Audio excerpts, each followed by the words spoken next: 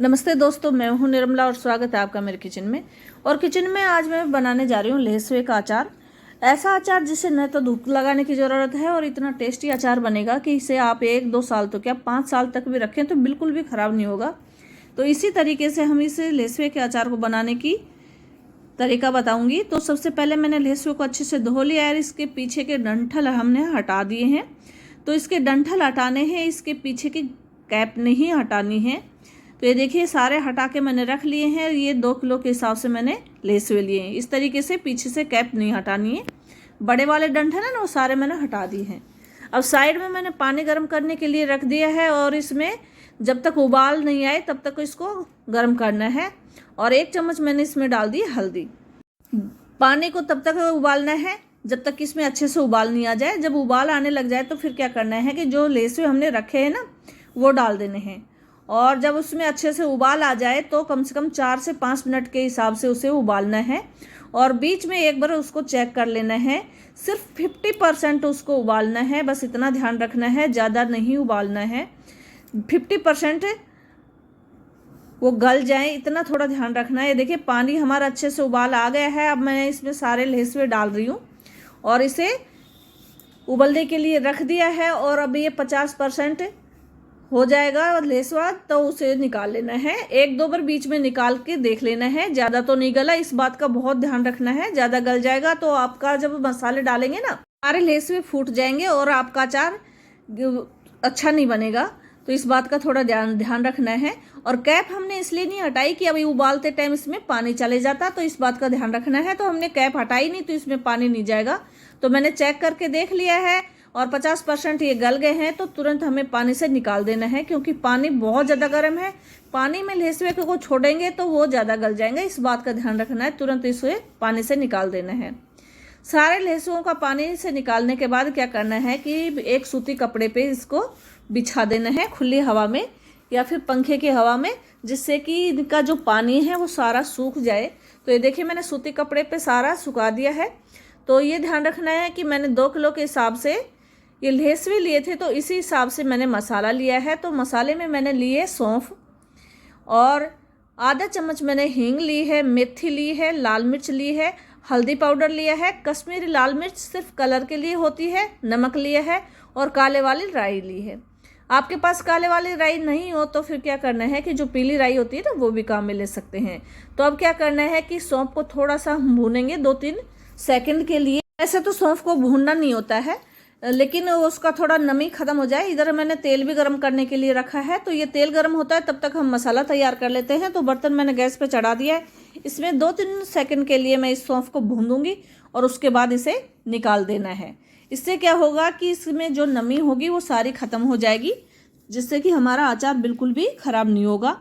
तो 2-3 सेकंड भूनने के बाद इसे निकालने के बाद गैस को मैं बंद कर दूंगी। और फिर क्या करूंगी कि सौंफ को तो हम हटा देंगे और जो मेथी थी ना हमारी, उसको मैं इसमें डाल दूंगी। क्योंकि ये बर्तन गर्म है तो बस थोड़े गर्म बर्तन में ही इसे थोड़ा सा सेक लेना है मेथी को, तो इससे उसकी भी नमी खत्म हो जाएगी। तो मैंने सौंफ को हटा के मेथी को रख दिया है, गैस को बंद कर दिया है, तो इसी में इसकी नमी खत्म हो जाएगी। अब सारे मसालों को मैं दरदरा पीस लूँगी। ये देखिए मेथी पीस ली है, ये थोड़ी दरदरी है, इसको निकाल के मैं एक बर्तन में रख लूँगी।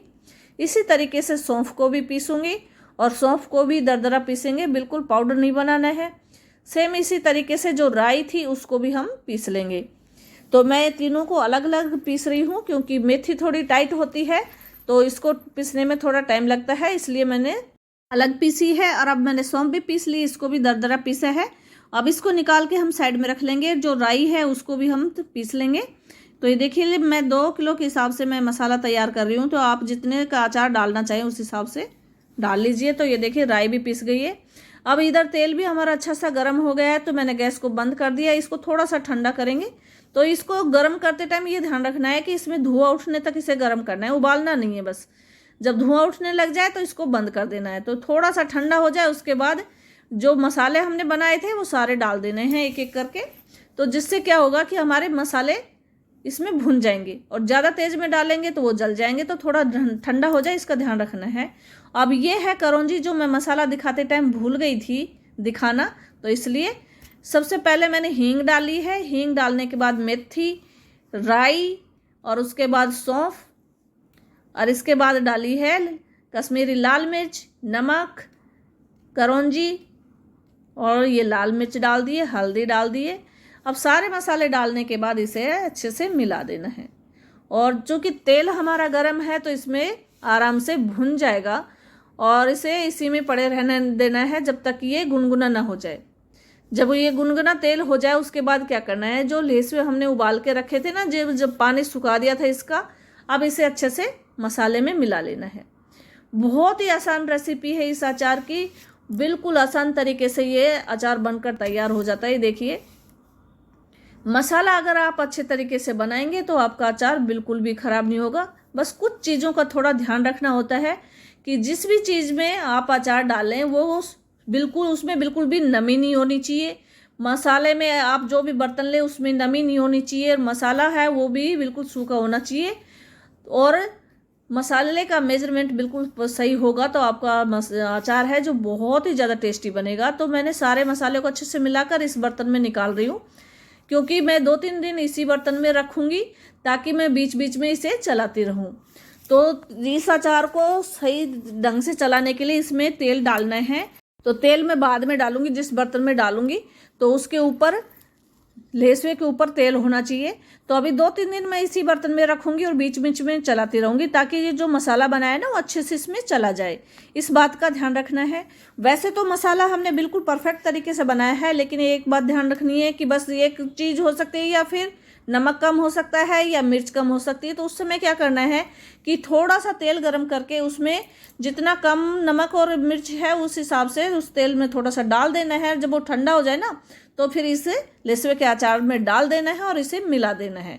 बस 1-2 दिन में बिल्कुल परफेक्ट तरीके से आपके लहसुन का अचार तैयार हो जाएगा। अब इसमें किसी चीज़ की कोई ज़रूरत नहीं रहेगी, और आपका 10-15 दिन में बिल्कुल अच्छे से खाने के लिए अचार तैयार हो जाएगा। इसे आप धूप में बिल्कुल भी रखने की ज़रूरत नहीं है, 1-2 तो क्या या 5 साल तक भी ख़राब नहीं होगा।